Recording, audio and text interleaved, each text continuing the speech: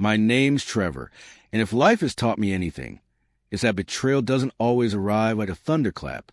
It seeps in quietly, creeping under your skin until one day it burns everything down. Nancy and I were married for 6 years. The first half felt stable. Morning coffee together, late-night movies, inside jokes that made us laugh until our sides hurt. But then things began to change. Not all at once, just slowly enough that I kept telling myself it was nothing. She earned a big promotion, better title, more money, endless hours. I encouraged her, packed her breakfast when she rushed out the door, and swallowed the loneliness that started filling our mornings. She stopped reaching for my hand. Her laughter seemed reserved for the glow of her phone screen, and our conversations shrank into short exchanges. When we started talking about having a baby, she was eager at first, but soon she stopped tracking her cycle, skipped doctor's appointments, and brushed me off when I asked if she still wanted a child.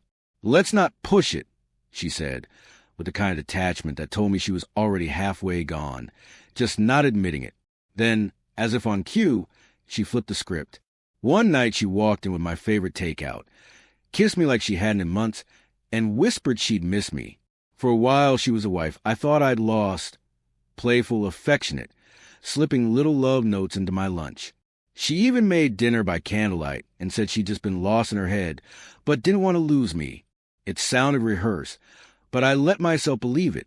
A few weeks later, she handed me a pregnancy test, hands trembling, positive.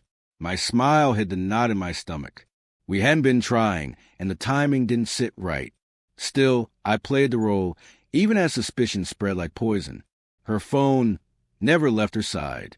The passcode changed. Calls ended the moment I walked into the room. The unease became unbearable. I met her sister Maya for coffee and asked how Nancy was doing. Maya admitted Nancy had been distant and mentioned the name Curtis, her manager. Nancy used to talk about him all the time, but had suddenly stopped. That silence told me everything I needed to know. I couldn't sleep. I searched the house and dug out an old tablet buried in a box. A tech shop restored the deleted files, and there it was, messages, photos, plans with Curtis. One exchange hit like a hammer. "I'm late. You sure it's not his?" And her reply, "We haven't been together in weeks. It's yours." Her sudden affection, the timing of it all, it wasn't love. It was a cover-up. She'd been laying groundwork in case anyone asked questions. The pain gave way to something sharper, resolve. I decided I wouldn't confront her in private. I'd do it openly once, with no way for her to twist the truth. So I suggested a baby shower, just for close friends and family. Nancy lit up, thrilled that I was planning it. I smiled, but behind the scenes I worked with a lawyer, gathering every message and preparing divorce papers that cited infidelity. On the day of the shower, I played the role of doting husband, setting tables, greeting guests, smiling for pictures. Nancy stood glowing beside me, hand on her stomach, basking in everyone's attention. When it was time for me to say a few words, I thanked everyone for coming, then added, "Even if things aren't always what they seem." The room went still. I handed Nancy an envelope. She joked nervously, but when she opened it, the color drained from her face. Inside were the divorce papers and copies of her text with Curtis.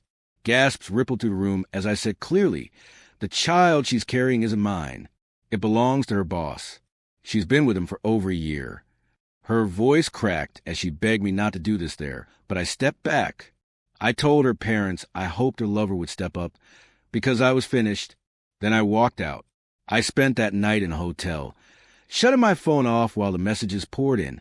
By the time I returned days later, Nancy had moved out.